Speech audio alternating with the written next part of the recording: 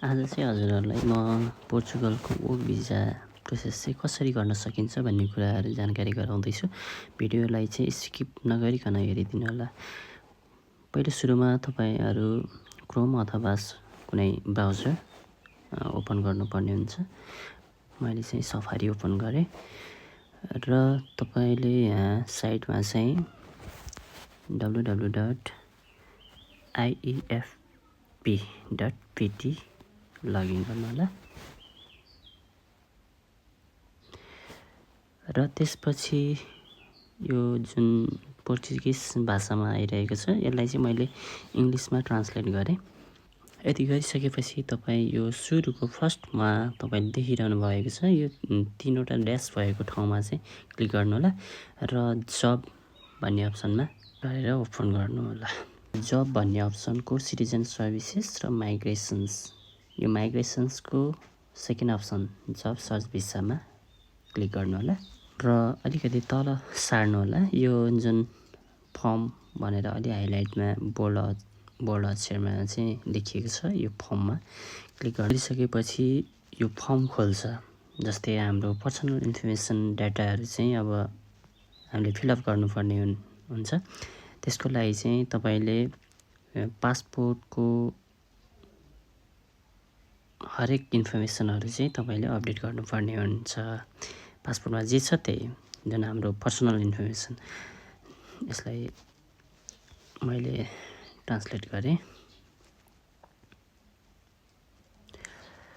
अब यहाँ तपाईको भनिएको छ फर्स्ट नेम, जुन फर्स्ट नेम अब तपाईको फर्स्ट नेम के हो त्यो हाल्नु होला। निक नेम पछाडिको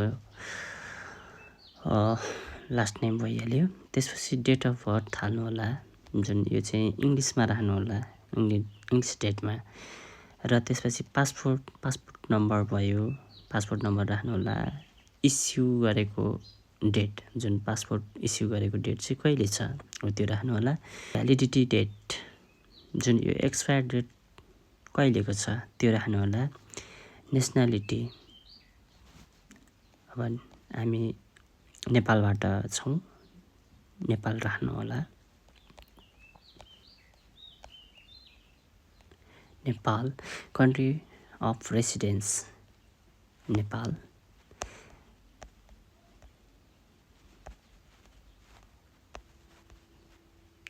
नेपाल राख्नु होला। इमेल एड्रेस, अब तपाईको जुन मेल आउँछ यसमा यो इमेल एड्रेस राख्नु होला। जुन अफर लेटरहरू तपाईको हरेक डकुमेन्टहरू चाहिँ यसमा आउने हुँदा तपाईले इमेल एड्रेस सही राख्नु होला।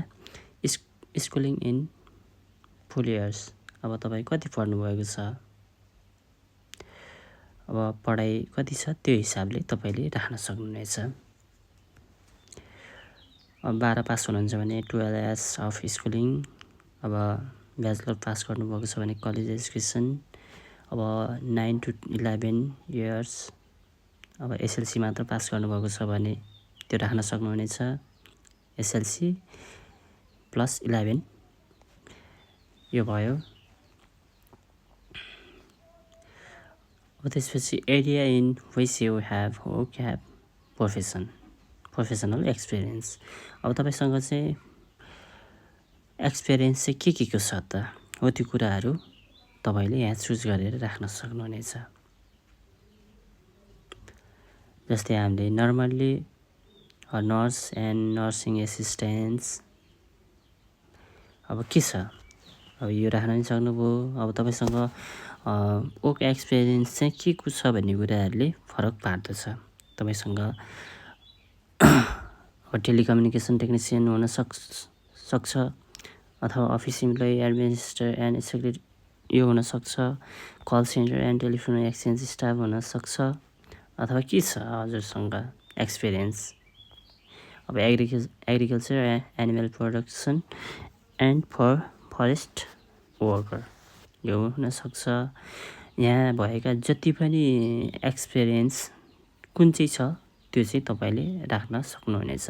जस्तै light car, van and motorcycle driver of heavy vehicle and buses, cleaning and domestic worker अथवा अनस्किल्ड वर्कर्स हो त्यो कुराहरू।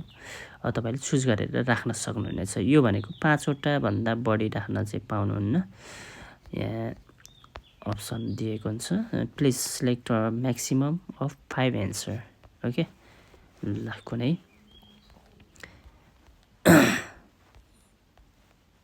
ल यदि 5 भयो, select all the option that apply, please select a maximum of 3 answer. 3वटा भन्दा एन्सर यसमा दिन पाइएन। यसमा भनेको चाहिँ तपाईँको professional area in which you are looking for a job, तपाईँले गर्न चाहेको जब चाहिँ कुन चाहिँमा हो त्यो प्राथमिकता खुलाउनु होला। विशेष अब हामीले 5वटा अप्सन त चुज गऱ्यौँ, 5वटा अप्सन चुज गरे मध्येमा अब कुन चाहिँमा चाहिँ यो भयो भने चाहिँ म गर्न सक्छु है भन्ने टाइपको जुन हुन्छ नि, आफूलाई अब काम गर्न मन लागेको इन्ट्रेस्टेड पार्ट हो, यो चाहिँ गर्न पाए हुन्थ्यो भन्ने हुन्छ नि, हो त्यो अप्सनलाई चाहिँ तपाईँले चुज गर्न सक्नुहुन्छ यी 5वटा मध्ये। जस्तै एग्रिकल्चर, अब यहाँ telecommunication technician, light car, van and motorcycle driver, driver of भेही, अब कुन चाहिँ अब तपाईँलाई इन्ट्रेस्टेड पार्ट कुन चाहिँ छ, 3वटा अप्सन चुज गर्न सक्नुभयो। तपाईँले 5वटा कुराहरू त जान्नुभएको छ भने मध्येका 3वटा अप्सन तपाईँले यहाँ देखाउन सक्नुहुनेछ। ल मानौँ टेलिकम्युनिकेसन टेक्निसियन,